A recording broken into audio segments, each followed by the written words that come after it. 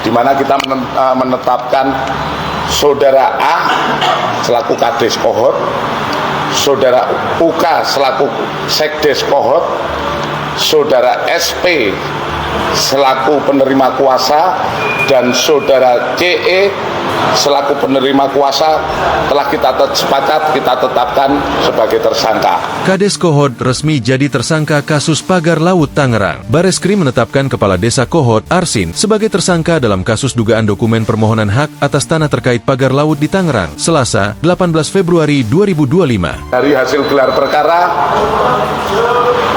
pada kesempatan ini kami seluruh penyidik dengan seluruh peserta gelar telah sepakat menentukan 4 tersangka.